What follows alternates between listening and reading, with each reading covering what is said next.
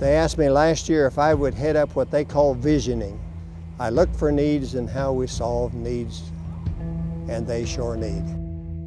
The needs are huge, and the availability of help is minimal. Today we drove about 2 hours outside of Poptune into the mountains. It's a Mayan village.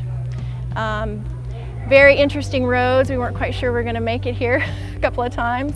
Typically when we get to a village, it might be slow going. We'll have 10, 15 people, and then we might not do anything for a half hour, but what happens is that word spreads, and pretty soon we've got a huge line coming. Most of the kids don't even wear shoes, and you see their legs and their hands, and they're so dirty, and you see the houses that they come from, and it's just, it's eye-opening. We have a waiting area, then they go to triage, and we set up a second waiting area so they can go see the providers.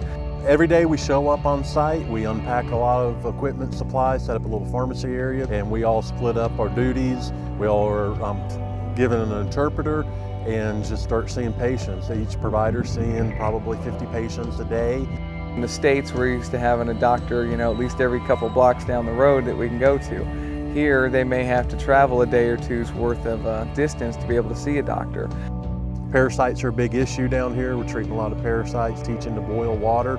That's one of the huge issues in any third world country. It's just education, clean water, basic sanitation. They showed us where the bathroom was at the end of our day in the village, and it was 5 feet from the river.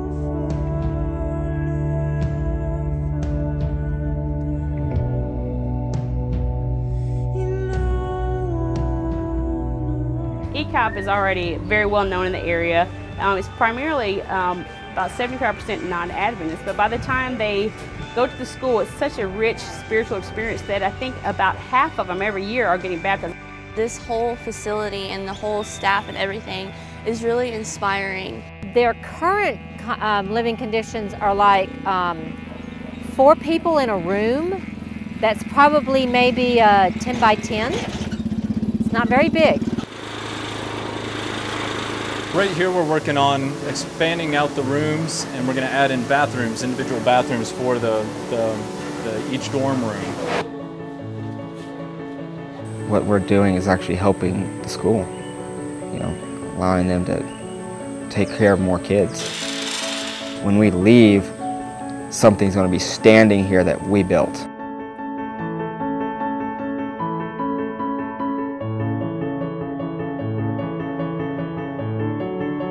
You can teach other people about God, and so then they can learn and they can teach others. ¿Qué historia fue?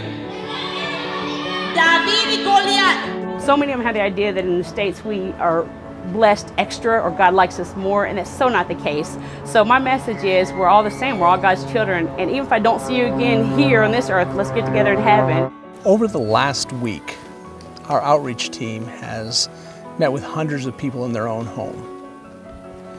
We found that it's a very important key to what we do.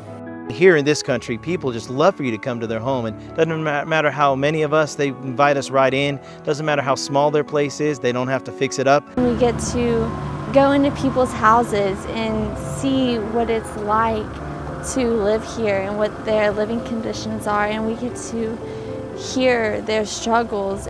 Just your presence there, even if you don't speak the language, just your presence in a person's home or in their life, it's just neat for them, I think, to see somebody from America.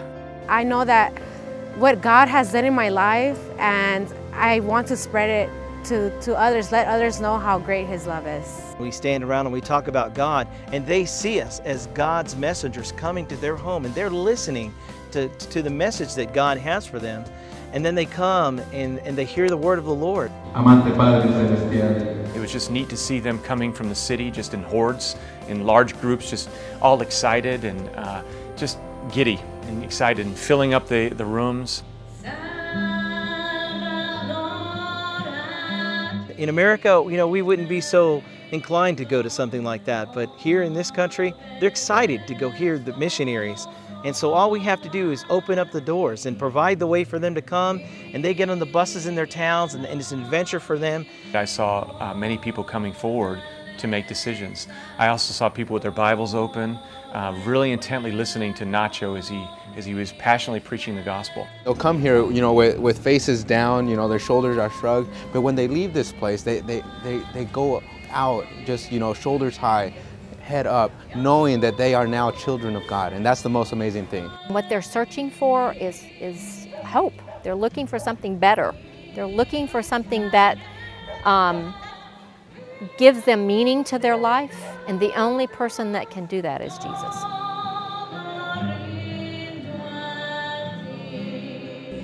Such a great experience for me personally, but more so for my two youngest kids that I brought with me, and my husband, who is not an Adventist. We designed it so it would be family friendly. I grew up in the mission field. I wanted to make sure that other families had that opportunity, even if it was just a short time, because not everybody can go for long periods of time. Since I was little, I've always wanted to come on a mission trip. And my dream was always to go to those in need. And I know that there's people in need everywhere, but to come to a third world country, I mean, it's been a blessing.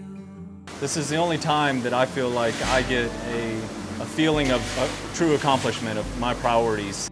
I can work and work and work, but I don't feel in my heart that I'm really getting anywhere. But when I get down here, I can see the genuineness of the people around here, how they truly care about us coming to help them out. You know, often we think we're coming here as missionaries to do a work for somebody else, but the Bible says it's better to give than to receive. And for us who go, we suddenly realize how much God has given us. You can get a little more selfless here because you don't have all your usual pressures from every angle coming at you. Here we know what we're here for. We're here to give, and to give as much as we can, and to be available.